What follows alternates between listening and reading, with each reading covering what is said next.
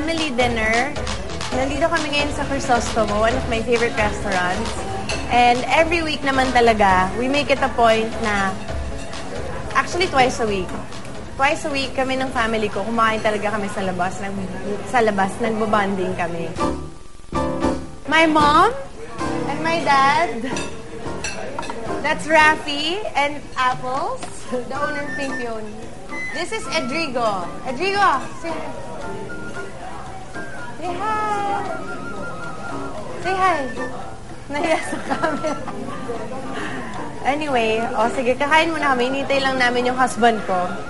For me, the Soto family is the perfect family kasi no matter what pagdaanan namin, magkakasama pa rin kami. Parang naalala ko, never yata kami nag-away. Never, as in, kasama yung mga tito ko, as in, magkapinsan ko. Daddy ko, my dad is serious but funny. Kasi, hindi alam ng mga tao pag nasa bahay siya, sobrang nakakatawa siya and mababaw lang talaga yung kaligayahan niya.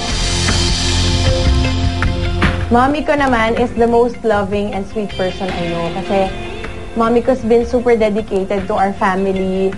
Ever since nagkaanak siya, nakafocus talaga siya sa amin. Kahit busy siya sa taping niya.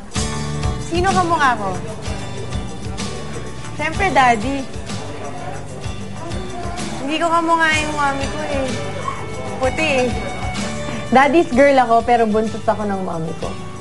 Medyo zologs ako parang daddy ko. Kasi, yung mommy ko prim and proper. Sa mommy ko naman, nakuha ko siguro yung mga talents ko. Kasi maliit pa yan, natutulog na yan sa gitna namin. So, hanggang sa bago siya ikasal, natutulog pa rin siya sa gitna namin dalawa. So, pati rin yung mga ating niya, talagang baby rin siya. Kaya, palaging ko forever baby siya talaga. Why do you call Nene, Nene? Ako nang pauso na. Yeah! Siya daw nagpauso. I don't know eh, basta... When he was a baby pa.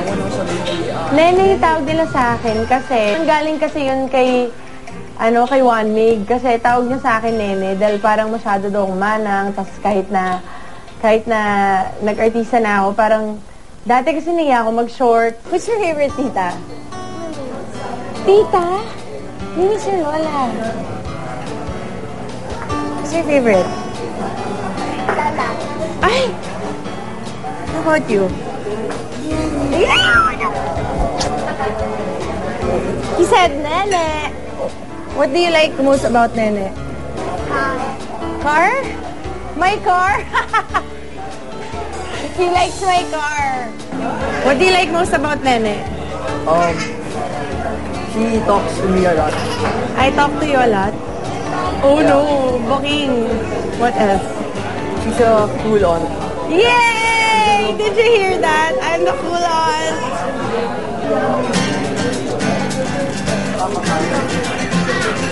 My husband, Jojo. The late Jojo. Yung husband ko, sabi niya, may crush siya sa akin na meet niya ako nung merong event yung Itbulaga sa Angeles. Love at first sight, kasi although yung relationship ko with that boyfriend of mine, I'm sure alam niyo kung sino yun. Nung time na yun, sobrang gulo na. Tapos na-meet ko siya, parang for me, parang siya yung, for me, hero ko siya. Kasi parang he saved me from a very, very troublesome relationship. As cliche as it might sound, parang she's really, really beautiful in and out. I'm really very proud of what she is doing, what she has accomplished. Yeah! Alright. Hopefully, we'll be blessed with children in the future. Right now, we're still enjoying just being the two of us. Hindi mo magpaplano yun, parang si God talaga yung magpaplano eh. Kasi, nung first 2 years namin, sadya na huwag muna talaga kami mag-baby. Pero, nung after 2 years, sabi ko, sige, why not? Pero kung ibigay na ni God, like soon, yung baby, okay din naman yun. Pero hindi kami nagmamadali.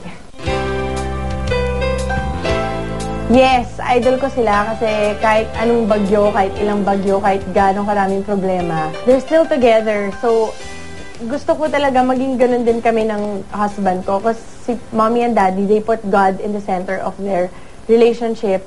So, ganun din kami ng husband ko. I mean, although we're still new and marami pa kaming dapat matutunan. She must keep the family, her family, number one. Yun ang, yun ang gusto kong i-impart sa kanila lahat ng mga anak namin. Pangalawa niyan, pagka nagkaroon na siya ng mga anak, yun ang pinaka-first priority niya. So I'm sure magiging mabuti rin siya ina. Kasi yun naman lahat ang itinuro namin sa kanilang mga anak namin. Say bye! Kiss! Kiss!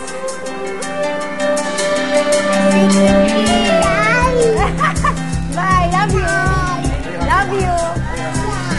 I can't thank God enough for the family that I have because they've been super supportive, understanding, and patient with me. And so, napaka-thankful ko talaga kay God na dito ako nilagay sa family na to, na super loving and Christ-centered.